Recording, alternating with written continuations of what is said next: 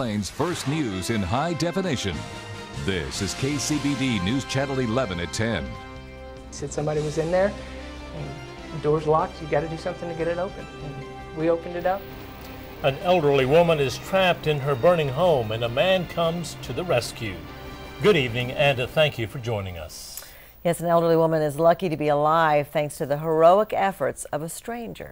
72-year-old Danielle Anderson remains in critical condition at UMC tonight after a fire burned her East Lubbock home, but it could have been much worse. KCBD News Channel 11's Michael Slaughter joins us live from the scene with the latest. Michael?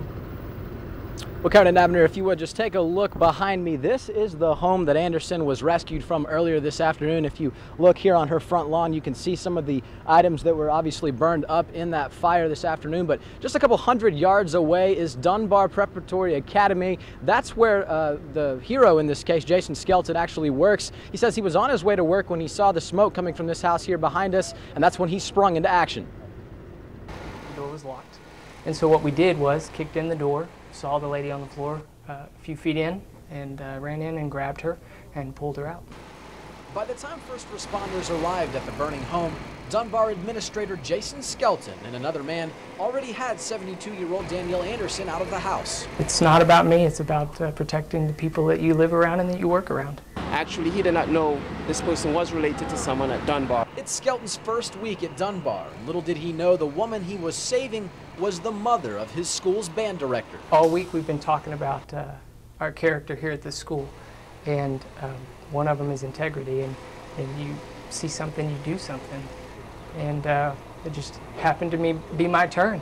Fire marshals say the flames likely started from a lamp getting too close to the bed. The damage to the bedroom and the hallway is extensive, but the house isn't a total loss.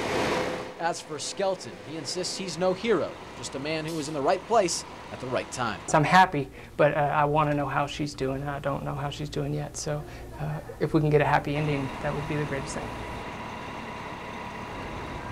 Now, just moments ago, we spoke with neighbors out here who have been in contact with the family members while they've been at the hospital. They say while she is in critical condition, family members do expect her to pull through. She's in the burn unit there at UMC, and we want you to stay with KCBD.com for all the very latest on this case. As soon as they become available, we'll pass them to you online at KCBD.com. Karen and Abner? All right, thank you, Michael.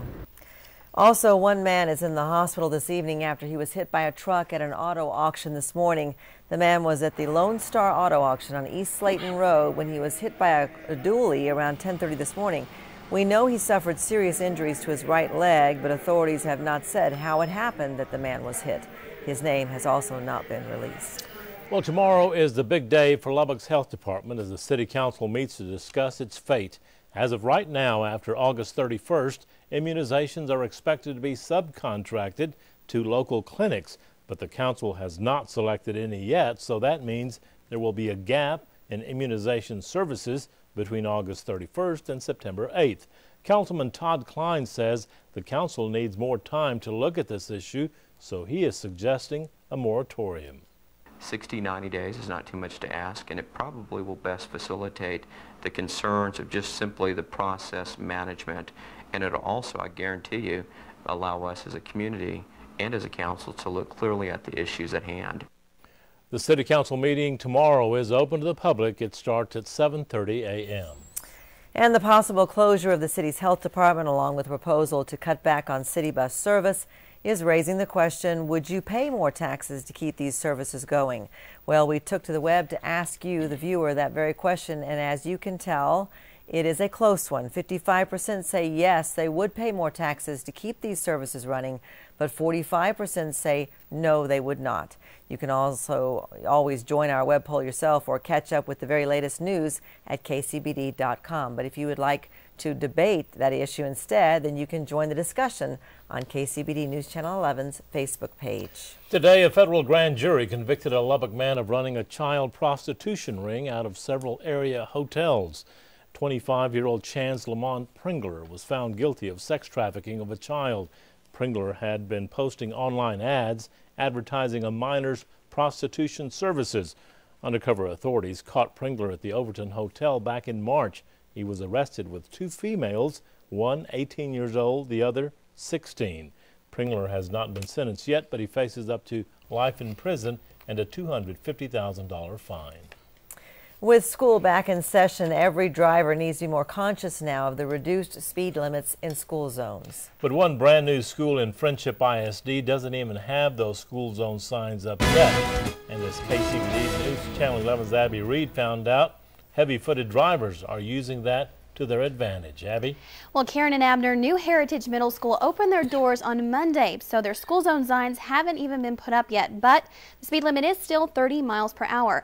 With the help of our radar gun and a certain photojournalist you might know, we found sign or no sign drivers are pushing the limit.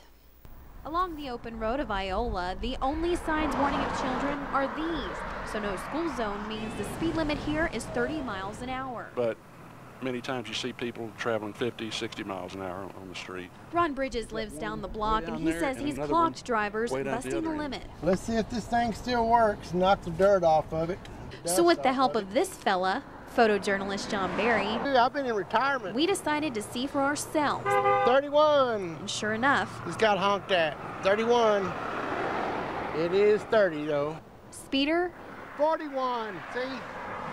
41 and it's 30. after speeder 37. See, there's speed. after speeder, John Barry got 34 right there. And I found folks hitting the pedal, pushing past the 30 miles per hour. 28.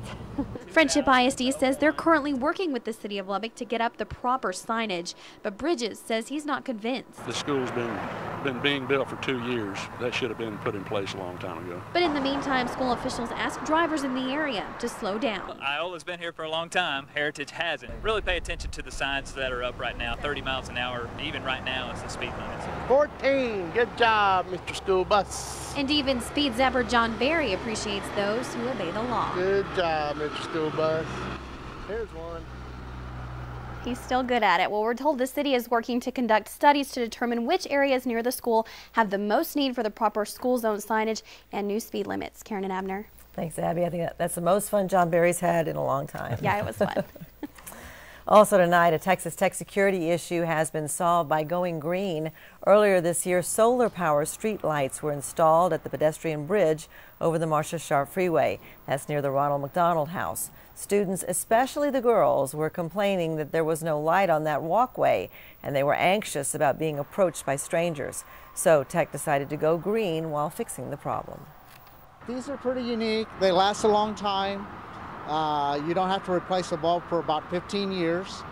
Very low maintenance. Of course, you don't use any power. And they put out pretty good lighting.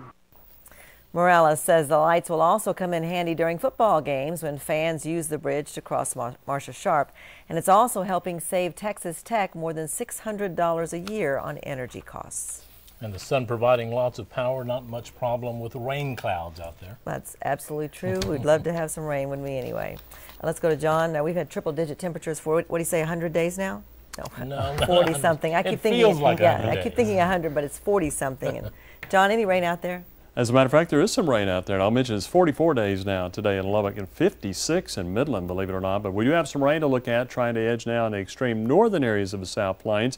As we had hoped would happen, a frontal boundary drifting south, a little upper support, and the storms are progressing to the south. A couple of reports of some winds over 55 to near 60 with a couple of these storms moving through the Panhandle. They're tracking slowly to the south. Quick zoom in around the Memphis area, and Esteline shows rain hopefully headed towards communities of Turkey and Kittiquay, but that'll be later on tonight or during the morning hours when that takes place, if these storms hold together.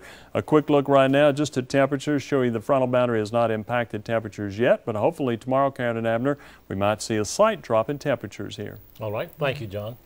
Well, it has been a long journey for 3 Lubbock girls who were on NBC's hit show America's Got Talent. A fun journey, and now they are back in Lubbock and back to reality. KCBD News Channel 11's Christy Post sat down with them today and joins us with more. Christy? Well, Karen and Abner, a lot of people are asking what's next for the trio. Well, they gave us some hints that they will be spending a little more time in Hollywood. They say this experience changed their lives forever. Singing at the Cactus, being a regular kid here, and then you're walking on the streets and everybody's noticing you. Brooklyn, Avery, and Cassidy brought their talent to Houston, then Vegas, all the way to Hollywood, where they became stars.